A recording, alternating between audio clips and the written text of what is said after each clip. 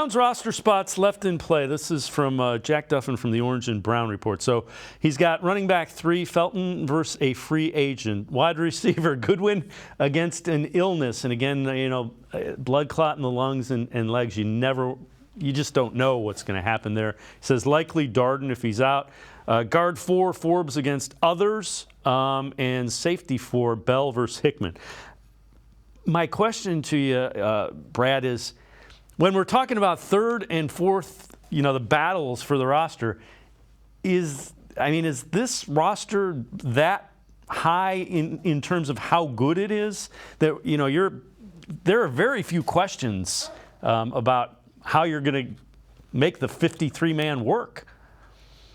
I'm telling you, top to bottom, I think one of the more talented rosters across the entire NFL at every position, because there were, pretty glaring weaknesses coming into the offseason, but all we talk about every time I come on is the latest addition that addresses that weakness, not only as a starter, but also, again, as depth pieces as well. And look, Jack has as good of a beat on this roster as anybody else, in Cleveland. I guess he's not in Cleveland, but, I agree with all those. And the funny thing, too, is the first one on there, John Kelly hasn't done a lot, but I love John Kelly. I think he's a great number 4 running back. I even still like some of the pieces that aren't mentioned on there. It's a loaded unit on paper. They got to deliver, but they have all the talent and tools they need to be very successful this year.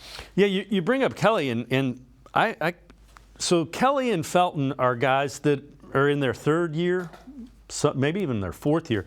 If you survive as a practice squad player or a guy that doesn't play a lot in game day and they keep bringing you back, that means they think you can play in the league, right? It's just right. You're just stuck on a really good depth chart, right? But the team clearly does still not want to see you go, and they're going to find a way to keep you around. They believe that, hey, keep developing, keep getting better at football, adding more and more skills to your game, and when your number does get called for whatever reason, injuries or etc., you'll be ready to go, and you'll be a good player. Yeah, it's not a knock on a player. These are all 99th percentile athletes in the world.